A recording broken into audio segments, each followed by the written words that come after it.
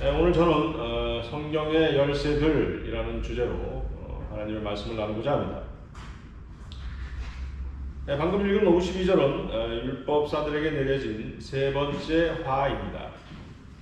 첫 번째, 두 번째 화는 그 위에 있는 누가복음 11장 46절, 48절에 기록되어 있습니다. 자, 누가복음 11장 46절, 48절도 보시겠습니다. 말씀하시기를 율법사들아 너희에게도 화 있으리라. 이는 너희가 사람들에게는 지기 힘든 짐을 지어 놓고서도 너희 자신은 그 짐에 손가락 하나도 대지 않기 때문이라. 너희에게 화 있으리라. 이는 너희가 선지자들의 무덤을 세우고 너희의 조상은 그들을 죽였기 때문이라. 진실로 너희는 증인이 되어 너희 조상이 하는 일에 찬동하나니 이는 그들은 참으로 그 선지자들을 죽였고 또 너희는 그 선지자들의 묘를 세웠기 때문이라.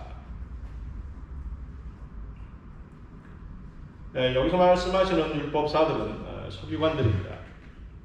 이들이 주님께 지적당한 첫 번째 화는 그들이 율법의 전통을 첨가함으로써 율법의 항목들을 더 많아지게 하고 세분화시켜서 백성들을 힘들게 했습니다. 또한 이들은 자신의 전통들을 하나님의 말씀보다 더 위에 둔 적이 있었습니다.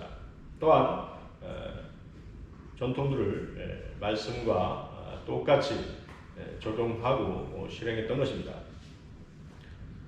여러분들이 알아야 할 것은 목사들이나 성경교사들이 잘못된 진리의 지식을 가르쳤을 때 그것에 대한 심판은 자신들뿐만 아니라 그 이단 교리를 받아들인 사람도 감당해야 한다는 사실입니다. 성경은 무지도 죄라고 말씀하십니다. 때문에 거짓 교리를 받아들이고 실행한 것에 대한 심판은 결과적으로 감당하기 힘든 짐이 되어버리는 것입니다. 그래서 거짓 교리나 거짓 진리의 지식을 가르치고 실행하는 교회에서는 하루빨리 빠져나와야 하는 것입니다. 지금도 그런 일들이 비일비재합니다만 십자가 사건 이후에도 몇몇 구원받은 바리새파 사람들은 구원받은 이방인일지라도 할례를 받게 해야 된다고 주장함으로써 자유인이 된 사람들에게 짐을 지우고자 했었습니다. 이에 대해 베드로 사도는 사도행전 15장 10절 11절에서 그런데 이제 너희가 어찌하여 하나님을 시험하여 우리의 조상이나 우리도 감당할 수 없었던 멍에를 제자들의 목에 걸려고 하느냐. 우리는 주 예수 그리스도의 은혜로 구원받은 것을 믿으며 그들도 마찬가지니라고 말했던 것입니다. 두 번째 화는 그들은 그들의 선조들이 살해한 선지자들의 기념비를 세워놓고 자신들은 자기네 조상들과 다르다고 자랑했던 것입니다. 자기들은 조상들과 다르다고 말하면서도 하나님의 선지자들을 죽인 조상들처럼 그들도 똑같은 짓을 했던 것입니다. 그들은 예수 그리스도를 죽이고자 계속해서 계획을 실행했고 결국에는 예수 그리스도를 십자가에 내주었던 것입니다. 세 번째 화에서 율법사들은 지식의 열쇠를 치워버린 것에 대해 주님으로부터 책망을 듣습니다. 이 지식의 열쇠는 죄인들에게 진리를 열어 보여줄 수 있는 구약과 율법의 성경적 지식을 말합니다. 율법사들이 그 열쇠를 치워버렸다고 주님은 말씀하시는 것입니다. 더군다나 율법사들은 누군가 진리로 통하는 문을 찾아서 들어가려고 하면 그들을 가로막고 방해했습니다.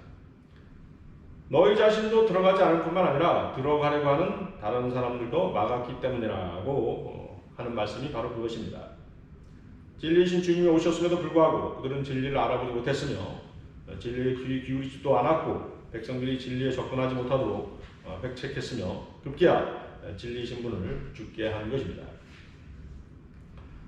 성경에서 보면 열쇠가 어떤 사람에게 주어질 때 그는 어떤 문을 열고 닫는 권세를 갖게 됩니다. 따라서 열쇠는 권위를 상징하는 것입니다. 열쇠를 가지고 있다는 것은 중요하고 또 필요한 무엇인가를 창고나 금고에 넣어두고 간수하는 책임자라는 뜻입니다. 아무에게나 그런 중요한 열쇠를 맡기지는 않는 것입니다. 성경에는 몇 가지 열쇠들이 나오는데요. 지금 방금 얘기한 지식의 열쇠, 천국의 열쇠들, 다윗의 열쇠, 끝없이 깊은 구렁의 열쇠, 지옥과 사망의 열쇠가 바로 그것입니다. 각각의 쓰임새가 다르고 교리적인 적용과 영적인 적용에 있어서 매우 중요함을 우리는 알 수 있는 것입니다. 성경의 열쇠들, 첫 번째는 천국의 열쇠들입니다. 여러분들 마태복음 16장 보십시오. 마태복음 16장 13, 19절입니다.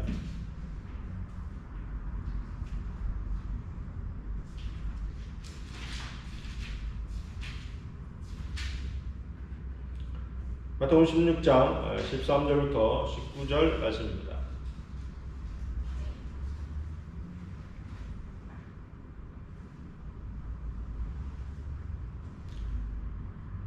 예수께서 카이사랴 빌립보 지경에 오셨을 때 제자들에게 물어 말씀하시기를 사람들은 인자인 나를 누구라 말하느냐고 하시니 그들이 말씀드리기를 어떤 사람들은 침례인 요한이라 하며 어떤 사람들은 엘리야 또 어떤 사람들은 에레미야 혹은 선지자들 가운데 한 사람이라 하나이다 라고 주께서 그들에게 말씀하시기를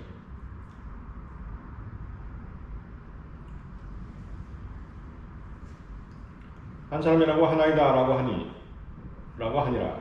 주께서 그들에게 말씀하시기를 그러면 너희는 나를 누구라 말하느냐고 하시니 시몬 베드로가 대답하여 말씀드리기를 주는 그리스도 곧 살아계신 하나님의 아들이십니다 라고 하더라.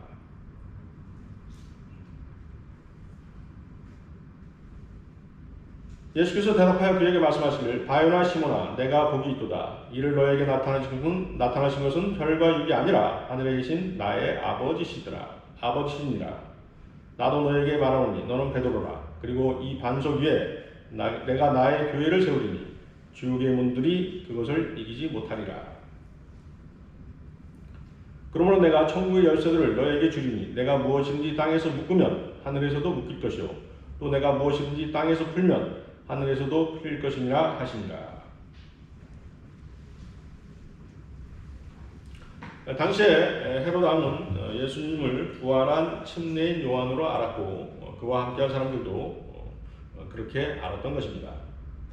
또한 바리새인들은 침례인 요한과 그리스도를 혼동하기도 했습니다. 그래서 그들은 요한복음 1장을 보면 제사장들과 레위인들을 보내서 침례인 요한에게 묻기를 내가 누구냐고 물었고 침례인 요한이 나는 그리스도가 아니라 하자 내가 그리스도도 아니요 엘리야도 아니요 그 선지자도 아니라면 어찌하여 내가 침례를 주느냐고 했던 것입니다. 유대인들은 메시아가 오시기 전에 엘리야가 오리라는 것을 구약 성경을 통해서 잘 알고 있었습니다. 그들은 침례인 요한을 엘리야로 보았던 것입니다. 침례인 요한이 목베임을 당해 죽은 이후에도 여전히 침례인 요한이 다시 오리라는 것을 기대했었습니다. 자, 16절은 베드로의 회심을 나타내는 유명한 신앙 고백입니다. 베드로의 신앙 고백으로 시작되는 이 본문은 로마 가톨릭에 의해서 오용되는 부분 중에 하나입니다. 그들은 주는 그리스도시요 살아계신 하나님의 아들이십니다 라고 하는 베드로의 고백으로 말미암아 베드로라는 반석 위에 교회가 세워졌다고 말합니다. 물론 그 교회는 로마 가톨릭이라고 그들은 주장합니다. 그들은 베드로를 초대 교황 자리에 앉히고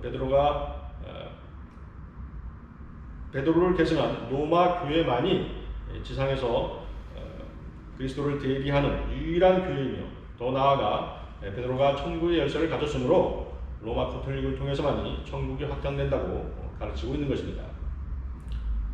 그러나 이 반석은 베드로가 아닙니다. 여기서의 반석은 예수 그리스도이십니다. 베드로라고 하는 이름은 베드로의 원래 이름은 시몬이었습니다. 그 이름을 주님께서 게바 곧 베드로라고 바꿔주신 것입니다. 자, 바요나 시모나 라고 주님께서 부르셨는데요. 바요나라고 하면 요나의 아들이라는 뜻입니다. 그래서 바요나 시몬은 요나의 아들 시몬이라는 뜻입니다. 베드로의 이름 뜻은 페트로스, 즉 작은 돌, 조약돌이라는 뜻입니다.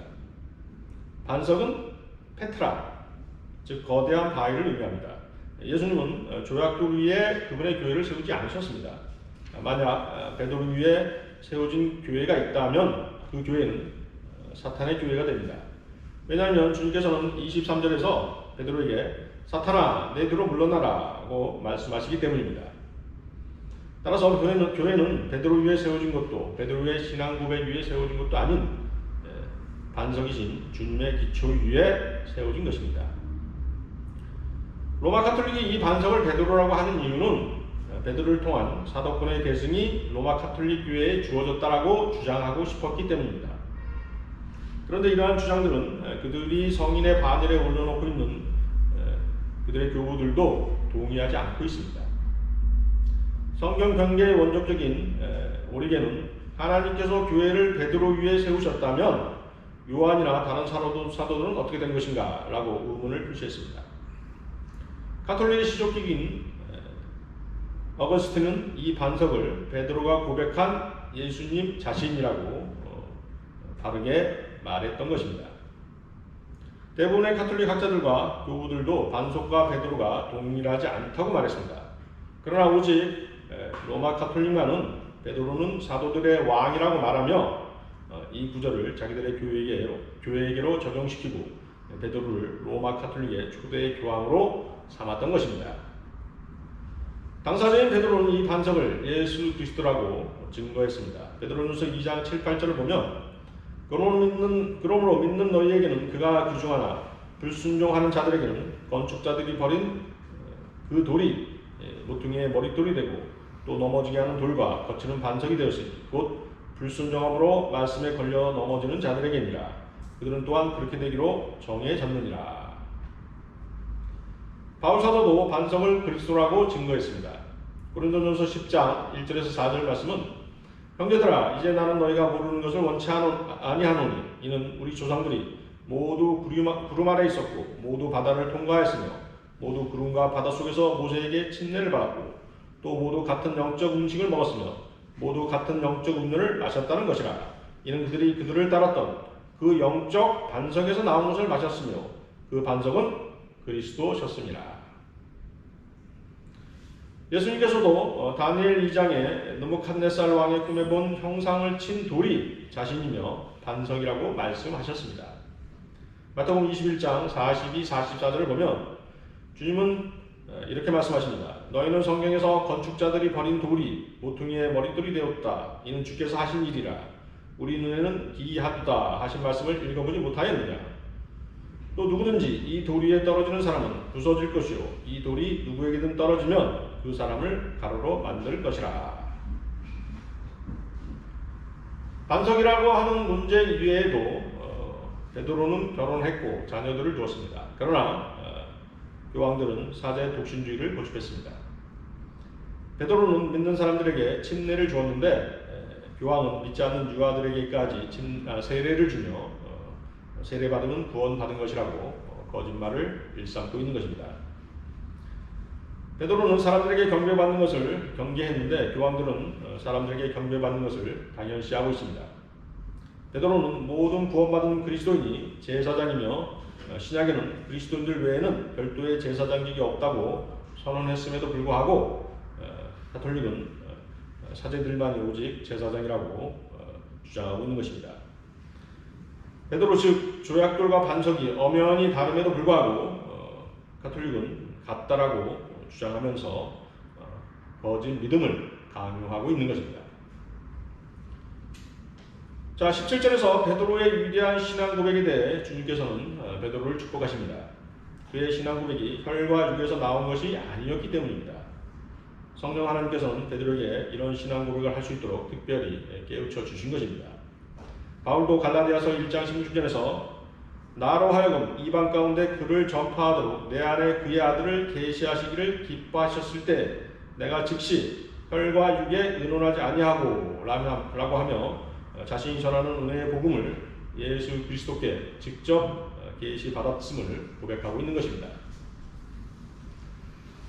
그러므로 성경에서 그리스도인으로 거듭나는 것은 베드로와 바울에게 주신 계시와 동일하다라고 우리는 말할 수 있는 것입니다. 바울과 베드로는 이 계시를 하나님으로부터 직접 받았습니다. 모든 그리스도인들도 자신들이 새로운 출생을 할 때 성령 하나님으로부터 직접 경험을 하는 것입니다. 그래서 그리스도인이라면 자신이 구원받았음을 알 수 있는 것입니다. 자신이 구원받았는지도 모르면서 가봐야 알지라고 얘기한다면 그것은 구원받지 못했을 가능성이 더 큰 것입니다. 자신의 구원을 다시 한번 확인해 봐야 하는 것입니다. 자, 18절을 보십시오. 그리고 이 반석 위에 내가 나의 교회를 세우리니 지옥의 문들이 그것을 이기지 못하리라. 나의 교회를 세우리니, 주님께서는 이 구절에서 미래에 나타날 교회에 대해 예언하신 것입니다. 성경에서 교회라는 말이 1차적으로 쓰인 것은 그리스도의 몸이고 다음은 지역 교회입니다. 그리스도의 몸된 교회는 여기 마태복음 16장에서 약속되었고 갈보리 십자가에서 실현되었으며 에베소서 1장에서 알려졌고 에베소서 5장에서 설명되어집니다. 장래에 이 교회는 어린 양의 혼인식에서 신부로 등장하게 될 것입니다. 이 반석 위에 내가 나의 교회를 세우리니, 이 주님의 선언을 로마 가톨릭은 저주의 문을 여는데 사용하게 됩니다. 가톨릭은 이 구절을 십자군을 일으키는 데 사용해서 수많은 희생제를 냈습니다. 십자군 전쟁은 사회 경제적, 정치적, 민족적 동기들이 뒤섞여 일어났으나 1차적으로는 가톨릭의 종교적 동기가 그 시작입니다. 그들의 주장은 예루살렘 성지를 모슬렘의 수중에서 탈환해야 한다는 것이었습니다. 평화를 사랑해야 될 교회가 십자가를 앞세워 전쟁을 일으킨 것입니다. 죄 없는 사람들을 무수히 사륙했습니다. 십자군 전쟁은 교황청의 호전성과 악마성을 드러낸 그런 사건이었습니다. 십자군은 평화의 도시 예루살렘을 피로 물들였고 십자가를 세운 그들은 세계의 전쟁사에서 유례를 찾아볼 수 없을 정도로 난폭하고 잔혹하게 전쟁을 수행했던 것입니다. 십자군은 5년 동안 8차에 걸친 전쟁에서 수많은 인명을 사살하고 엄청난 물자를 소비했습니다. 그들은 천신만고 끝에 예루살렘을 모슬렘들로부터 해방시킴으로써 표면적인 목표를 달성하긴 했으나 하나님의 뜻과는 전혀 상관이 없는 오히려 마귀와 결탁한 종교 전쟁이었던 것입니다. 이 반석 위에 나의 교회를 세우리니, 또 이 선언은 가톨릭 신자인 히틀러의 나치에 의해 홀로코스트 중에 600만 명의 유대인을 죽이는 데 사용했습니다. 중세 암흑 시대에 가톨릭이 약 300만 명의 그리스도인을 죽이는 데 사용하기도 했던 것입니다. 가톨릭이 일으킨 크고 작은 전쟁들, 십자군 전쟁을 비롯해서 가톨릭의 탄압에 의해서 약 2천만 명가량이 가톨릭에 희생된 것입니다. 그럼에도 불구하고 로마 가톨릭은 아직도 단 한마디의 사과도 하지 않고 있는 것입니다. 19절을 보십시오. 그리고 내가 천국의 열쇠들을 너에게 주리니 내가 무엇이든지 땅에서 묶으면 하늘에서도 묶일 것이요 또 내가 무엇이든지 땅에서 풀면 하늘에서도 풀릴 것이니라 하시니라. 자, 이 구절도 로마 가톨릭이 좋아하는 구절입니다. 그들은 자신들의 초대 교황인 베드로가 천국의 열쇠를 받았다는 사실을 강조하면서 자신들이 그 열쇠를 넘겨받았다고 주장하는 것입니다. 열쇠는 복음의 문을 열기 위한 것입니다. 문은 복음이 전파되기 위한 기회를 말합니다. 고린도후서 2장 12절을 보면 내가 그리스도의 복음을 전하기 위하여 트로아에 갔을 때 한 문이 주 안에서 나에게 열렸으나 그죠? 한 문, 복음을 전하기 위한 문입니다. 복음을 전하기 위한 문이 열렸는데 그것은 복음을 전하기 위한 기회가 주어졌다는 뜻입니다. 계시록 3장 7, 8절을 보면 필라델피아 교회의 천사에게 편지하라. 거룩하신 분, 진실하신 분, 다윗의 열쇠를 가지신 분, 열면 아무도 닫을 수 없고 또 닫으면 아무도 열 수 없는 분께서 이 일들을 말씀하시느니라. 내가 너의 행위들을 아노라. 보라, 내가 내 앞에 열린 문을 두었으니 아무도 그것을 닫을 수 없노라. 이는 내가 적은 능력을 가지고서도 나의 말을 지켰고 내 이름을 부인하지 아니하였기 때문이라. 필라델피아 교회 시대에 열린 문을 두셨다고 말씀하십니다. 따라서 문은 복음이 전파되기 위한 기회를 말씀하시는 것입니다. 주님께서 그 문을 열어 놓으신 것입니다. 주님이 가지신 열쇠로 그 문을 열으신 것입니다. 마태복음 16장 19절을 영적으로 적용한다면 이 복음의 문을 베드로가 연 것은 사실입니다. 베드로는 이 권세를 받아 사도행전 2장에서 유대인들에게 복음의 문을 열었고, 사도행전 10장에서는 이방인들에게 복음의 문을 여는 기회를 제공했던 것입니다. 이방인의 사도로 부르심을 받은 사람은 바울이었지만 이방인에게 복음의 문을 처음 연 사람은 베드로였던 것입니다. 이러한 의미에서 베드로는 천국 복음뿐만 아니라 은혜의 복음의 문도 열었다고 할 수 있는 것입니다. 그러나 교리적으로 이 열쇠는 천국에만 해당됩니다. 본문에서 예수님께서 베드로에게 주신 열쇠는 천국의 열쇠들이었습니다. 은혜의 복음을 포함하는 복음의 열쇠들은 아니었습니다. 교리적으로 볼 때 이 구절은 베드로가 이스라엘에게 천국 복음을 선포해서 그들에게 천국의 문을 열어주는 것을 말합니다. 그가 사도행전 2장에서 유대인들에게 여러 번에 걸쳐 천국 복음을 전파하는 장면을 우리는 보게 되는 것입니다. 그가 한 번이 아니라 여러 번에 걸쳐서 이 일을 했으므로 열쇠들, 즉 복수로 되어 있는 것입니다. 자, 19절을 다시 보십시오. 내가 천국의 열쇠들을 너에게 주리니 내가 무엇이든지 땅에서 묶으면 하늘에서도 묶일 것이요 또 내가 무엇이든지 땅에서 풀면 하늘에서도 풀릴 것이니라. 이 권세는 베드로 한 사람에게만 주어진 것이 결코 아니었습니다. 마태복음 18장 18절로 가면 제자들 모두에게 천국의 열쇠들이 주어지는 것을 우리는 보게 됩니다. 진실로 내가 너희에게 말하노니 무엇이든지 너희가 땅에서 묶으면 하늘에서도 묶일 것이요 또 무엇이든지 너희가 땅에서 풀면 하늘에서도 풀어지리라. 베드로 한 사람에게 주어졌던 천국 복음의 열쇠가 제자들 모두에게 주어지는 것을 우리는 보게 되는 것입니다. 특별히 죄를 용서하는 일은 구약 제사장에게 주어진 것입니다. 묻고 푸는 일은 복음을 전파함으로 죄사함을 선포하는 것을 말합니다. 모든 구원받은 그리스도는 제사장으로서 사도행전 13장 38절 39절 말씀에 기초해서 죄인들에게 용서를 선포할 권세가 있습니다. 그러므로 형제들아 너희가 할 것은 이분을 통하여 너희에게 죄들의 사함이 선포되었으며 너희가 모세의 율법으로는 의롭게 되지 못하였던 그 모든 일에 있어서도 믿는 자는 모두 그분을 통하여 의롭게 된다는 것이니라. 또한 그리스도인들은 요한복음 8장 24절 말씀에 근거해서 예수 그리스도를 거부하는 죄인들을 용서하실 권세도 있음을 나타내는 것입니다. 그러므로 내가 너희에게 말하기를 너희는 너희 죄들 가운데 죽으리라고 하였으니 이는 너희가 내가 그인 줄 믿지 아니하면 너희는 너희 죄들 가운데 죽을 것이기 때문이라고 하시니라. 그런데 여러분들이 주의해야 할 것은 그리스도인들이 죄를 용서한다는 것은 하나님만이 하시는 죄사함의 권한을 행사한다는 것이 아닙니다. 복음을 거부하는 죄인들을 향해 너희가 예수 그리스도를 믿지 아니하였으므로 너희 죄들로 인해 하나님의 심판을 받고 지옥에 갈 것이라는 사실을 선포하는 것입니다. 또 복음에 순종하는 사람들에게는 너희가 주 예수 그리스도를 순수한 마음으로 영접했다면 구원을 받은 것이라고 알려주는 것입니다. 따라서 복음을 전하면서 우리는 절대로 자신의 권한 박세, 즉 절대로 교만해지면 안 되는 것입니다.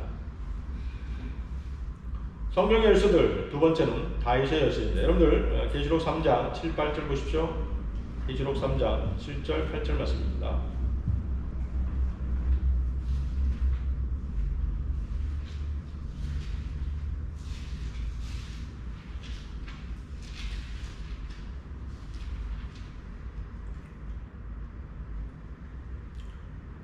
찾으셨습니까? 계시록 3장 7절, 8절 말씀입니다.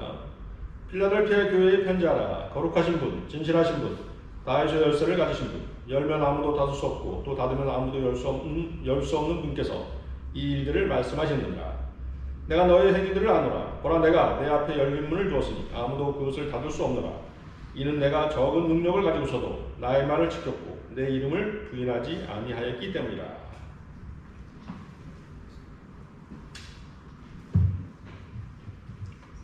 자, 필라델피아의 이름 뜻은 형제의 사랑입니다. 이것은 BC 1500년에서 1900년까지의 교회 기간을 나타내는 이름입니다. 이 시기는 교회 역사상 가장 위대한 기간으로 꼽힙니다. 그 이유는 이 교회가 참된 그리스도의 몸이었기 때문입니다. 이 교회는 7교회 중에서 유일하게 주님으로부터 회개하라는 책망을 받지 않았던 교회입니다. 이 교회는 하나님께서 인도하시는 방향으로 갔던 그런 교회였습니다. 이 필라델피아 교회 시대의 부흥은 세상에도 엄청난 발전을 가져다 주었습니다. 이 시대에 일어난 산업혁명, 농업혁명, 과학혁명 등이 인류의 혁혁한 발전을 가져왔던 것입니다. 이것은 마치 우리나라에 기독교가 들어온 후에 구원받은 그리스도인들이 생겨나면서 눈부신 경제 발전을 이룩한 것과 같은 현상입니다. 필라델피아 교회는 하나님의 말씀을 지키는 교회였습니다. 킹제임스 성경을 만든 필라델피아 교회의 기간은 하나님의 말씀을 지켰다는 평가를 받는 유일한 교회였습니다. 킹제임스 성경은 이 교회 시대의 기간인 1611년에 영국 왕 킹제임스 치하에서 편찬되었던 것입니다. 특히 대영 제국의 빅토리아 여왕 치하에서는 킹제임스 성경이 땅끝까지 전파되는 결과를 가져왔습니다.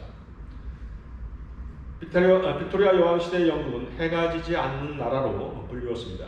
당시 영국은 산업혁명이 일어난 나라였기 때문에 세계 제1의 공업국가로서 영국의 모든 제품은 세계 각지로 퍼져나갔으며 영국은 세계 무역을 거의 독점하다시피 했던 것입니다. 그런데 영국 성경 공예가 킹제임스 성경을 던져버리고 RV, ASV, RSV, NIV 등을 선택했을 때 하나님께서는 열린 문을 닫기 시작하셨습니다. 그리고 나서 교회 시대는 엄청난 배교의 시대인 20세기 라우디키아 교회 시대로 접어들게 되었던 것입니다. 필라델피아 교회의 부흥은 종교 개혁이 가져다준 문명의 열매들과 더불어 열린 문과 열린 성령의 시대였습니다. 이때에는 문들이 그 문들은 무엇이고 어떤 문이겠습니까? 복음의 문들이죠. 그 문들이 세계 도처에 열려 있었습니다. 그 시기에 대부흥들이 있었으며 세계 각국의 신실한 선교사들이 파송되었던 것입니다. 그 당시 크리스찬들은 킹제임스 성경을 하나님의 말씀을 믿었으며 킹제임스 성경을 버전으로 해서 독일의 루터 성경, 스페인의 발레리 성경 등이 번역되었습니다. 또한 160개국의 주요 언어 성경들과 200개의 군소 언어들로 된 성경들이 하나님의 말씀으로 편찬되었던 것입니다. 자, 열린 문은 복음 전파의 교회가 활짝 열린 것을 뜻합니다. 에베소를 방문한 사도 바울은 고린도전서 16장 8절 9절에서 이렇게 말합니다. 그러나 내가 오순절까지는 에베소에 머무를 것이라. 이는 내게 크고도 효과적인 문이 열렸으며 또 대적하는 자들도 많기 때문이라고 말씀했던 것입니다. 자, 이것은 주께서 필라델피아 교회에게 주어주신 열쇠의 결과입니다.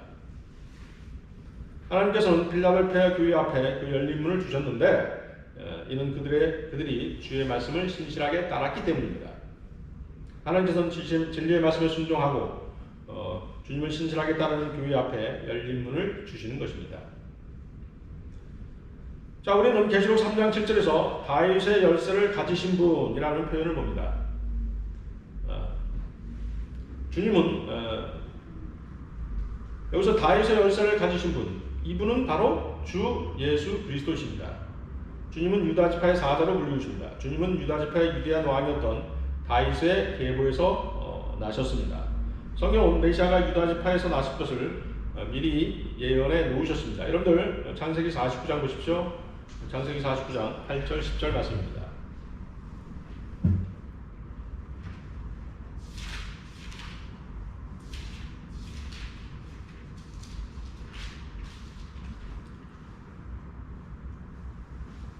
창세기 49장 8절 9절 말씀. 유다야, 너는 내 형제들이 찬양할 자라. 내 손이 내 원수들의 목을 잡을 것이요 내 아비의 아들들이 내 앞에서 절하리라. 유다는 사자의 새끼로다. 내 아들아, 내가 먹이를 놓고 올라갔구나. 그는 몸을 구부리고 웅푸림이 사자 같고 늙은 사자 같으니 누가 그를 성나게 하리요. 홀이 유다에서 떠나지 않을 것이며 실로가 오실 때까지 입법자가 그의 발 사이에서 떠나지 아니하리니 그에게 백성의 모임이 있을지어다.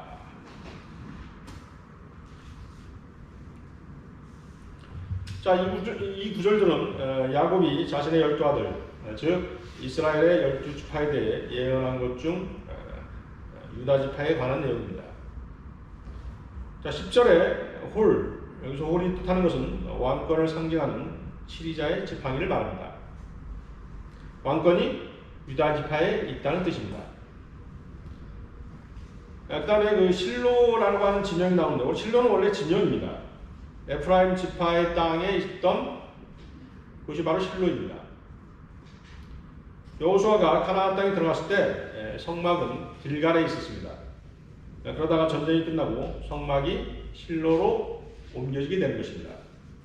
당시는 모세의 뒤를 이어 예수님의 예표가 되는 여호수아가 이스라엘을 다스리고 인도하고 있었습니다. 여호수아는 에프라임 지파 출신이었기 때문에 에프라임에서 유업을 얻었습니다. 또 대제사장이었던 엘라살과 피나스도 그곳에서 유업을 얻음으로써 성막이 에프라임 지파의 땅인 실로로 옮겨졌던 것입니다. 주님이 임재하시는 성막은 때때로 이동하기도 했지만 성막은 주로 실로에 있게 됩니다. 따라서 실로의 의미는 주님이 임재하시는 곧 메시아의 오심을 상징적으로 보여주는 단어입니다. 그래서 주님께서 이스라엘 땅에 오셨을 때 이런 사실들을 근거로 주님을 부를 때 오 다윗의 아들이신 주여 나에게 자비를 베푸소서라고 부르짖으면 주님께서는 그들의 병을 고쳐주시고 마귀를 쫓아주시고 소경의 눈을 뜨게 하셨던 것입니다. 오 다윗의 아들이신 주여라는 말은 주님을 메시아로 인정하는 그런 표현인 것입니다. 여러분들 사도행전 22장 20절 22절 또 보십시오. 이사야서입니다. 이사야서 22장.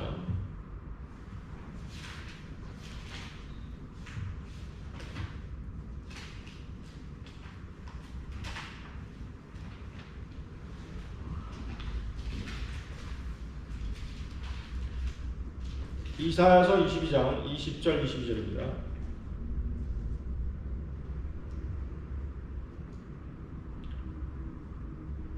이사야서 22장 20절 22절. 그날에 내가 hilkia의 아들 내 종 엘리야킴을 불러 내가 내 옷을 그에게 입히고 내 띠로 그에게 힘주며 또 내가 내 전부를 그의 손에 맡기리니 그러면 그가 예루살렘의 거민들과 유다 집의 아비가 되리라.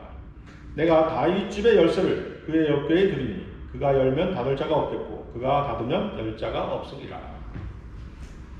다윗 집의 열쇠가 또 나오죠.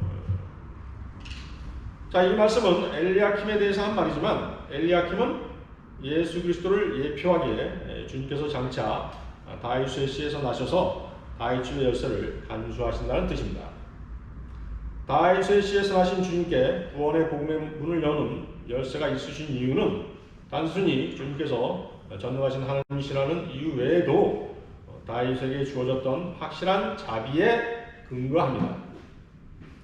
여러분들 다윗에게 주어졌던 확실한 자비, 그것은 무엇입니까? 이사야서 55장 3절을 보면 너희 귀를 기울이고 내게 와서 들으라. 그리하면 너희 혼이 살리라. 또 내가 너희와 영원한 언약을 맺으리니 곧 다윗의 확실한 자비니라. 다윗의 확실한 자비. 사도행전 13장 34절에서는 그를 죽은 자들로부터 살리사 다시는 썩어질 것으로 돌아가지 않게 하실 것에 관하여 이와 같이 말씀하시기를 내가 다윗의 확실한 자비를 너희에게 주리라 하셨으며, 다윗은 간음죄와 살인죄 두 가지를 모두 범했습니다. 이 두 가지 죄는 어떤 율법의 희생 제물로도 용서를 받을 수 없는 그런 죄였습니다. 다윗은 바세바와 간음을 했죠. 바세바와 간음한 그 간음죄를 덮기 위해서 어떻습니까? 바세바의 남편이었던 우리아를 전쟁터로 내몰았죠. 그리고 제일 위험한 곳으로 내보내서 죽게 만들었던 것입니다. 죄가 장성해서 사망에 이르게 된 것입니다. 바로 죄를 버리고 하나님께 무릎을 꿇고 자백을 했음에도 불구하고 그 죄를 감추기에 급급했기 때문에 죄가 결국 더욱 더 커져버리게 된 것입니다. 레위기 20장 10절을 보면 다른 사람의 아내와 간음하는 자, 즉 자기 이웃의 아내와 간음하는 자는 그 간음한 자와 그 간음한 여자를 반드시 죽일지니라. 레위기 24장 17절을 보면 다른 사람을 죽인 사람은 반드시 죽일지니라 라고 기록되어 있습니다. 자, 이런 도무지 용서받을 수 없는 율법으로도 또 어떤 번제물로도 어떤 희생제물로도 용서받을 수 없는 그런 죄를 다윗은 하나님의 자비를 얻어 용서를 받았습니다. 이것이 바로 다윗에게 베풀어진 다윗의 확실한 자비였던 것입니다. 이것은 오직 하나님께서 자신의 주권으로 베푸신 것입니다. 이 다윗의 확실한 자비가 이제 누구에게 전달된 것입니까? 예수 그리스도를 통해서 우리에게 전달된 것입니다. 그렇습니까? 우리의 구원받은 사람들 가운데는 가늠한 사람도 있고 살인자도 있습니다. 그보다 더 심한 죄를 지은 사람도 있습니다. 그렇지만 예수 그리스도의 피를 믿는 믿음을 통해서 구원받을 수가 있는 것입니다. 이것이 바로 다윗의 확실한 자비가 예수 그리스도를 통해서 우리에게 전달된 것입니다.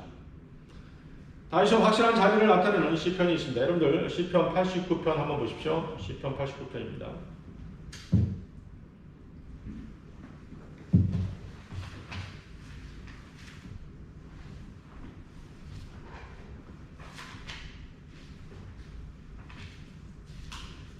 시편 89편 찾으셨습니까?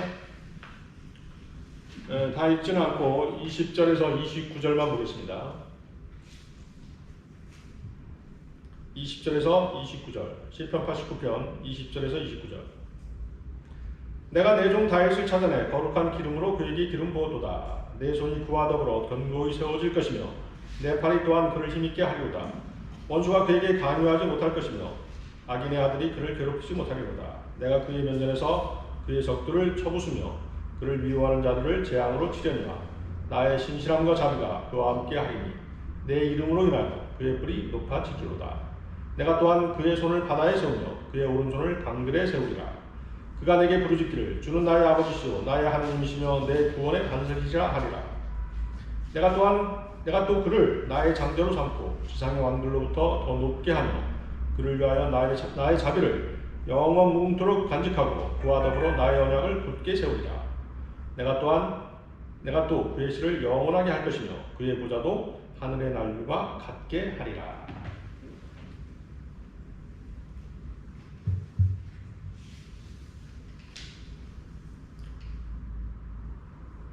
자, 이 지금 읽은 구절들은 다윗 왕에 대한 얘기이지만 다윗 왕을 통해서 예수 그리스도의 나타나심을 주님에 대한 예언인 것입니다. 따라서 다윗의 확실한 자비는 다윗의 시에 오실 예수 그리스도께 주어진 것입니다. 장차 그리스도 안에 있게 될 사람들도 다윗의 확실한 자비를 입은 사람들인 것입니다. 다윗에게 주어진 확실한 자비는 장차 복음을 듣고 값없이 구원을 받은 그리스도인들이 있게 될 자비의 예표가 되는 것입니다. 따라서 다윗의 열쇠는 주님께 주어진 복음을 여는 열쇠인데요. 그것은 다윗의 확실한 자비에 근거한 것입니다. 성경의 열쇠들 세 번째는 지옥과 사망의 열쇠입니다. 여러분들 계시록 1장 9절에서 18절 보십시오. 계시록 1장 9절에서 18절 말씀입니다.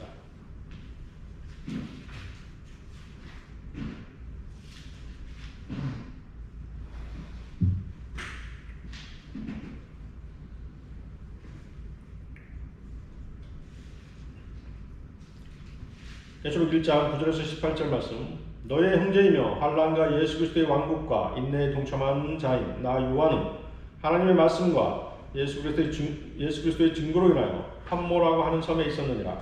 내가 주의 날에 성령 안에 있었으며 나팔소리 같은 큰 음성을 내 귀에서 들었는데 말씀하시기를 나는 알파와 오메가요 처음과 마지막이라. 그러므로 내가 모든 것을 책에 써서 내가 보는 것을 책에 써서 아시아에 있는 7교회 곧 에베소와 스모나와 퍼가모와 두아티라와 사데와 필라델피아와 라오디케아에 보내라 하시더라. 나에게 말씀하신 그 음성을 보려고 돌아서니 7 금촛대가 보이더라. 그 7 촛대 가운데 인자 같은 이가 있는데 발까지 닿는 옷을 입고 가슴에는 금으로 만든 띠를 둘렀더라. 그의 머리와 머리털은 눈처럼 휘어서 양모처럼 하얗고 그의 눈은 불꽃 같더라. 그의 발은 용광로의 달군 듯한 빛나는 못 같고 음성은 많은 물소리와도 같으며 그의 오른손에는 7뼈를 가졌고 또 입에서는 날카로운 양날 가진 칼이 나오며 용모는 해가 그 맹렬한 기세로 비치는 것 같더라. 내가 그를 보자 죽은 것처럼 그의 발 앞에 엎드러지니 그가 내게 오른손을 얹고 나에게 말씀하시길 두려워 말라. 나는 처음과 마지막이요 나는 살아있는 자며 죽은 자였으나 보라 영원 무궁토록 살아있노라. 아멘. 또한 내가 지옥과 사망의 열쇠를 가져오노라. 자, 지옥과 사망의 열쇠가 나오죠. 사도 요한은 교회 시대에 있었지만 계시록을 기록할 때는 대환란에 들어간 성도들의 고난에 동참하는 입장에서 사건을 기록하고 있음을 우리는 볼 수 있습니다. 모든 그리스도인은 성령 안에 있습니다. 또한 성령님께서는 모든 그리스도 안에 내주하고 계십니다. 자, 그러나 여기 나와 있는 내가 주의 날에 성령 안에 있었으며 라는 표현은 거듭난 사람을 말하는 것이 아닙니다. 사도 요한이 이래 시대로 기적적인 이동을 하였음을 표현하는 구절입니다. 또 내가 영 안에 있게 되었는데 이 말은 몸 안에 있다는 뜻과 반대인 몸 안에 없었다는 뜻입니다. 요한은 몸 안에 있는 대신 영 안에 있었던 것입니다. 사도 요한은 AD 90년경 판모섬에서 들어 올려져서 재림 때인 20세기 대환란 때로 기적적인 영적 이동을 하였음을 말하고 있는 것입니다. 1장 13절에 인자 같은 이는 육신의 몸을 입고 오셨던 주 예수 그리스도십니다. 1장 14절에 묘사된 예수 그리스도는 육신을 입고 세상에 오실 때의 모습과는 아주 다릅니다. 부활하셔서 영광 받으신 주 예수 그리스도께서는 전지전능하신 하나님으로서의 모습으로 나타나신 것입니다. 주님의 눈은 모든 것을 꿰뚫어 밑바닥까지 태워버리실 듯한 불꽃 같은 눈을 가지신 분이십니다. 따라서 우리가 읽은 지금 이 모습은 세상 죄를 제거하는 하나님의 언양이 아니신 유다 지파의 사자로서의 범접할 수 없는 그런 유형을 가지신 분으로서 묘사되고 있는 것입니다. 1장 16절에 그의 오른손에는 7뼈를 가졌고 또 입에서는 날카로운 양날을 가진 칼이 나오며 용모는 해가 그 맹렬한 기세로 비치는 것 같더라. 자, 성경에서 별 하면 누구를 지칭한다고 했습니까? 천사들을 지칭한다고 얘기했죠. 그래서 거기 밑에 20절에 7별이 정의되어 있습니다. 7별은 7교의 천사들이요. 자, 또 날카로운 양날 가진 칼, 입에서 나오는 날카로운 양날을 가진 칼, 이것은 의심의 여지 없이 하나님의 말씀입니다. 히브리서 4장 10절을 보면 하나님의 말씀은 살아있고 능력이 있어 양날이 있는 어떤 칼보다도 예리하여 혼과 영 그리고 관절과 골수를 찔러 가르고 마음의 생각들과 의도들을 판별하느니라. 또 에베소서 6장 17절은 또한 구원의 투구와 성령의 칼 곧 하나님의 말씀을 가지고 라고 말씀하십니다. 주 예수 그리스도의 입에서 나오는 하나님의 말씀이 바로 성령의 칼, 말씀입니다. 말씀은 양날이 선 칼로서 양쪽으로 자르게 되어 있는 것입니다. 말씀은 사람들에게 상처를 주기도 하고 치료하기도 합니다. 하나님의 말씀은 생명을 주기도 하고 죽음에 이르기도 합니다.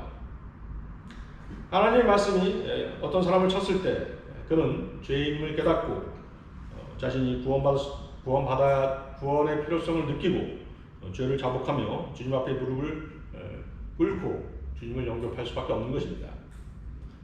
그러나 어떤 사람은 하나님의 말씀에 의해서 배임을 당했을 때 반항하고 대항하며 무릎 꿇기를 거부해서 어리석게도 결국 죄 가운데 살다가 죽고 심판에 처하게 되는 것입니다. 그리스도인들이 해야 하는 일은 하나님의 말씀을 사용하는 것입니다. 성경에서 말씀하시는 유일한 공격 무기는 성령의 칼, 곧 말씀입니다. 다시 계시록 1장 18절 보십시오. 나는 살아있는 자며 죽은 자였으나 보라 영원공통 살아있노라. 아멘. 또한 내가 지옥과 사망의 열쇠들을 가졌노라. 나는 살아있는 자며 주님께서는 지금 대제사장으로 하나님 우편에 살아계십니다. 선지자로 이 땅에 오셨을 때 주님은 죽은 자였으나 주님은 지금 하나님의 능력으로 살아나셨습니다. 그리고 하나님 우편에 앉아 계셔서 우리를 위해 중보하고 계시는 대제사장으로서의 역할을 하고 계신 것입니다. 보라, 영원히 무궁토록 살아있노라. 주님께서는 영존하시는 만왕의 왕, 만주의 주로 다시 이 땅에 오실 것입니다. 다윗의 열쇠가 다윗의 씨로서 주님이 오실 것과 그리스도 안에 있는 자들이 다윗이 입은 확실한 자비를 얻는 약속이었다면, 심판에 대한 열쇠도 있습니다. 심판에 대한 열쇠는 계시록 9장 1절에 나와 있는데요, 끝없이 깊은 구렁의 열쇠가 바로 그것입니다. 계시록 9장 1절을 보면 다섯째 천사가 나팔을 불 때 내가 보니 하늘에서 별 하나가 땅에 떨어지는데 그가 끝없이 깊은 구렁의 열쇠를 갖더라. 이 끝없이 깊은 구렁의 열쇠는 대환란의 심판이 시작되었음을 의미하는 것입니다. 반면에 18절에서는 우리 주 예수 그리스도께서 지옥과 사망의 열쇠들을 가졌다고 말씀하십니다. 주 예수 그리스도께서는 열쇠들을 가지셨기에 모든 문을 여실 수 있으신 분이십니다. 하나님께서는 하늘나라에 들어가는 열쇠들을 로마 카톨릭의 주장처럼 시몬 베드로에게 맡기지 않으셨습니다. 우리 주님께서 문이시고 주님을 통해서만이 하늘나라에 갈 수 있기 때문입니다. 요한복음 10장 7, 9절을 보면 예수께서 다시 그들에게 말씀하시길 진실로 진실로 내가 너희에게 말하노니 나는 양들의 문이라. 나는 그 문이라. 누구든지 나를 통하여 들어가면 구원받을 것이며 또 들어가며 나오며 초장을 찾으리라. 에베소서 2장 4, 6절은 그리스도인들이 현재 그리스도 안에서 지금 하늘에 앉아 있다고 말씀합니다. 여러분들 에베소서 2장 4절 6절 한번 보십시오. 에베소서 2장 4절 6절입니다.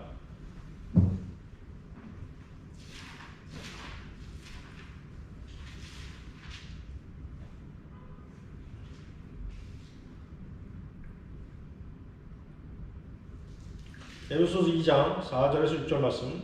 그러나 자비가 풍성하신 하나님께서 우리를 사랑하신 그의 큰 사랑으로 인하여 죄들 가운데서 죽었던 우리를 그리스도와 함께 살리셨으니 너희가 은혜로 구원을 받은 것이니라.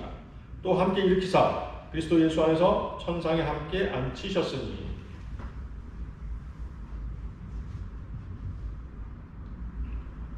자, 지금 현재 우리의 몸은 이곳 지상에 있습니다. 그런데 천상에 주님과 함께 앉혀 있다라고 말하죠.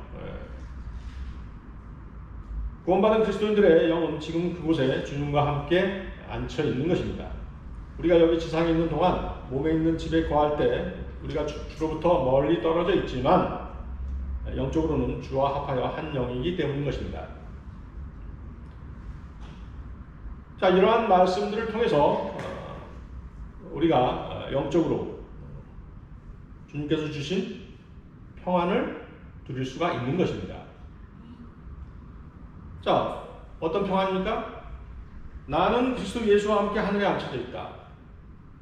그렇다면 나의 구주께서는 지옥과 사망의 열쇠들을 가지셨기 때문에 만일 내가 죽어서 지옥에 갈지라도 전혀 걱정할 필요가 없다는 것입니다. 나는 열쇠를 갖고 있는 그분 안에 있기 때문에 어느 곳에 갈지라도, 지옥에 갈지라도 그곳에서 나올 수 있다는 것입니다. 나의 구주께서 열쇠들을 가지셨고 나는 그분에게 속해 있으며 그분은 내 안에 계시다는 그 진리로 말미암아 나는 평안을 누릴 수가 있는 것입니다.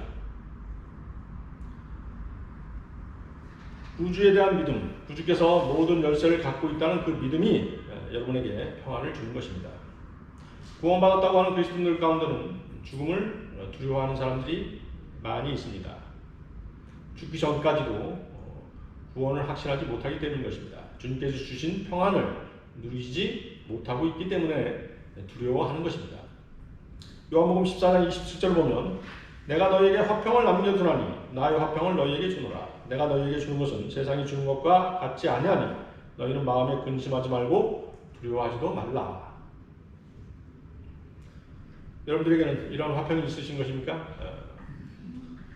자, 죽음에 봉착한, 죽기 직전에 그리스도인들이라고 자처하는 몇몇 사람들을 보게 되는데요. 그들은 매우 두려워하는 것입니다. 죽게 되면 자신들이 어떻게 될지 불안한 것입니다. 그러나 확고한 믿음을 가진 여러분들은 전혀 두려워할 이유가 없는 것입니다. 왜? 우리는 주님께서 주신 화평 가운데 또 평안 가운데 있기 때문인 것입니다. 여러분들 계시록 1장 18절 다시 보십시오. 나는 살아있는 자며 죽은 자였으나 보라 영원 무궁토록 살아있노라. 아멘. 또한 내가 지옥과 사망의 열쇠를 가졌노라. 자, 열쇠가 있다는 것은 또 무엇이 있다는 것입니까? 문이 있다는 것입니다. 그렇다면 지옥과 사망에는 문이 있다는 것입니다. 이 지옥의 열쇠들은 빗장들과 문들이 있는 지옥을 열고 닫는 실제적인 열쇠입니다. 마태복음 16장 18절에서 우리 읽었었죠? 나도 너에게 말하노니 너는 베드로라. 그리고 이 반석 위에 내가 나의 교회를 세우리니 지옥의 문들이 그것을 이기지 못하리라. 여러분들 요나서 보십시오. 요나서 2장입니다. 요나서 2장 5절 6절 말씀입니다. 요나서 2장 5절 6절 말씀.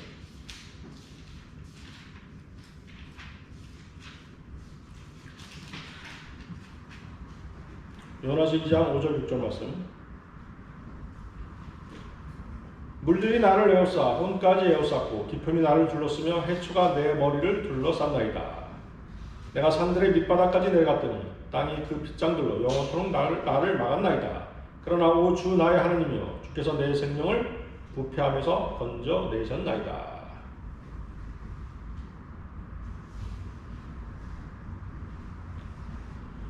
자, 이 구절은 요나가 물에 빠져 죽었죠. 죽어서 지옥에 내려간 장면을 묘사하고 있습니다. 요나의 죽음은 주님께서 십자가에 죽으시고 지옥에 다녀오셨음을 보여주는 그런 예표가 되는 것입니다. 주님께서는 이 지옥의 문들과 빗장들을 여닫을 수 있는 열쇠들을 가지고 계시기 때문에 자유롭게 출입하실 수가 있으신 것입니다. 예수 그리스도께서 십자가에 처형되신 후 세상의 모든 죄를 짊어지시고 그리로 내려가셔서 모든 죄들을 쏟아 버리셨습니다. 그리고 빗장들을 다시 단단히 걸어 두시고 다시 나오셔서 부활하신 것입니다. 이에 대해서 사도행전 2장 31절은 주의 혼이 지옥에 버려지지 아니하였으며 또 주의 육신도 썩어짐을 보지 아니하였다라고 말씀하시는 것입니다. 주님의 몸이 무덤에 그대로 있었던 것도 아니고 그분의 혼이 지옥에 그대로 있었던 것이 아니라 거기서 다시 나오셨던 것입니다. 주님께서 죄들만 지옥에 남겨두시고 자신은 자유롭게 지옥에서 나오실 수 있었던 것은 주님께서 지옥의 문을 열고 또 걸어 잠글 수 있는 열쇠들을 갖고 계시기 때문에 얼마든지 가능한 일이었던 것입니다. 지옥과 사망의 열쇠를 가지신 분은 예수 그리스도십니다. 그분만이 여러분을 지옥에 가는 대신 셋째 하늘로 보내실 수 있는 유일한 통로이자 유일한 또 전지전능하신 하나님이신 것입니다. 자, 오늘 설교의 결론입니다. 자, 아까 말씀드렸다시피 세계 역사상 영국이 세계 최대의 제국으로 번성할 때 군주였던 사람은 빅토리아 여왕이었습니다. 빅토리아 여왕에 대한 유명하고 흥미로운 일화들이 많이 있습니다. 어느 날 빅토리아 여왕이 런던 세인트폴 대성당 예배에 참석해서 영생에 대한 설교를 듣게 되었습니다. 예배가 끝난 후 여왕이 목사에게 이런 질문을 합니다. 사람이 이 세상에 사는 동안 영원한 구원에 대해 절대적으로 확신할 수 있겠습니까? 라고 물은 것입니다. 그런데 이런 질문을 받은 목사는 대답을 하지 못하는 것입니다. 자신도 완전한 구원의 확신을 가지고 있지 않았기 때문에 대답을 할 수 없었던 것입니다. 그런데 이날의 대화가 궁정신문에 실렸고 외부에까지 이 사실들이 알려지게 되었습니다. 이 기사를 읽은 존 타운센트라고 하는 목사가 기도하는 마음으로 여왕에게 편지를 쓰게 됩니다. 자, 그 편지 내용은요. 친애하는 여왕폐하, 저는 예수님께서 먼저 가셔서 준비해 주신 하늘나라에서 우리가 누릴 영생에 대해 지금 절대적으로 확신할 수 있다는 것을 알기 때문에 떨리는 손과 진심 어린 사랑의 마음으로 여왕님께 요한복음 3장 16절과 로마서 10장 90절을 읽어보시도록 권해드리고 싶습니다. 이 구절들은 우리가 예수를 믿음으로 영생을 얻는다는 것을 증명해 주고 있습니다. 당신의 미천원종 타운센트. 여러분들은 요한복음 3장 16절, 로마서 10장 90절을 외우고 계십니까? 요한복음 3장 16절이 무엇이죠? 하나님께서 세상을 이처럼 사랑하셔서 그의 독생자를 주셨으니 이는 그를 믿는 사람은 누구든지 멸망하지 않고 영생을 얻게 하려 하심이니라. 로마서 10장 90절도 외우고 계십니까? 뭐죠? 내가 내 입으로 주 예수를 시인하고 또 하나님께서 그를 죽은 자들로부터 살리신 것을 내 마음에 믿으면 구원을 받으리라. 이는 사람이 마음으로 믿어 의에 이르고 입으로 고백하여 구원에 이르기 때문이라. 자, 이 편지를 받은 빅토리아 영은 2주일 후에 타운센트 목사에게 답장을 하게 됩니다. 그 답장 내용은요, 이렇습니다. 존 타운센트에게 당신의 편지는 잘 받았습니다. 언급하신 성경 구절들을 기도하면서 주의 깊게 읽었습니다. 이제 나는 그리스도께서 나를 위해 이미 완성하신 일을 믿으며 또 하나님의 은혜로 너를 위하여 처소를 예비하러 가노라고 말씀하신 그 집에서 당신을 만나게 될 것을 믿습니다. 빅토리아 여왕. 빅토리아 여왕은 그 성경 구절 요한복음 3장 16절과 로마서 10장 90절을 통해서 구원의 확신을 갖게 된 것입니다. 빅토리아 여왕은 늘 자기가 왕위에 있을 때 그리스도께서 재림하시기를 소원했다라고 전해집니다. 여왕은 그리스도께서 오시면 그가 쓰고 있던 왕관을 그리스도의 발 아래 바치고 싶다고 고백하곤 했답니다. 주님께서는 아직도 곳곳에 자신의 열쇠를 사용하셔서 복음의 문을 열어놓고 계십니다. 여러분들이 하나님의 말씀에 순종하고 빅토리아 여왕을 인도했던 존 타운센트 목사처럼 구원받지 못한 혼들에게 관심을 갖고 주님께서 우리에게 보여주셨던 연민의 정을 가지고 있다면 얼마든지 죽어가는 혼들을 주님께로 인도할 수 있는 것입니다. 존 타운센트 목사는 빅토리아 여왕에게 복잡하고 어렵고 긴 장문의 복음을 전달하지 않았습니다. 단 세 구절을 여왕에게 제시했고 여왕은 그 말씀에 무릎을 꿇었던 것입니다. 여러분들은 성경을 통해 복음을 전할 수 있는 구원에 대한 지식의 열쇠를 갖고 있습니다. 그렇습니까? 그렇다면 여러분들은 구원받지 않은 혼들을 위해서 이 지식의 열쇠를 반드시 사용하셔야만 되는 것입니다. 다 같이 기도하시겠습니다.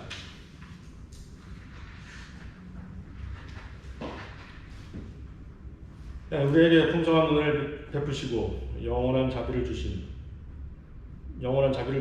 또 복을 주시는 위대하고 거룩하신 주 하나님 아버지께 시간 감사와 찬양과 모든 영광을 돌려드립니다. 오늘 저희들 성령의 열쇠들이라는 주제를 가지고 말씀을 나누었습니다. 주님께서는 모든 열쇠를 갖고 계시고 또 모든 문들을 열 수 있는 큰 권세와 능력을 지니고 계신 분이십니다. 주님께서 복음의 문을 열어주신 덕분에 저희가 구원을 받고 주님을 영원히 찬양할 수 있는 특권을 얻게 되었음을 이 시간 고백을 드립니다. 저희들 이제 신실하게 말씀에 순종하고자 합니다. 주님이 주신 복음의 지식의 열쇠를 사용해서 담대히 복음을 선포하고 전할 수 있는 능력을 주님께서 허락하여 주시옵소서. 또한 복음에 합당한 삶을 살아가게 하여 주시오며 주님 오실 때까지 한 영 안에 굳게 서서 한 마음으로 복음의 믿음을 위하여 함께 싸우는 저희들이 될 수 있도록 인도하여 주시옵소서. 여기 머리 숙인 형제 자매들 한 사람 한 사람을 기억하여 주시고 돌봐주시고 건강을 지켜주시며 오직 주님의 음성에만 귀 기울이며 살아갈 수 있도록 인도하여 주시옵소서. 저희들 각자의 기도 제목이 있사옵니다. 주님께서 저희의 기도와 간구를 들으시고 응답하셔서 그로 인한 모든 영광 주님 홀로 받아 주시옵소서. 이 모든 기도 곧 다시 오셔 우리를 부르실 주 예수 그리스도의 이름으로 기도드렸습니다.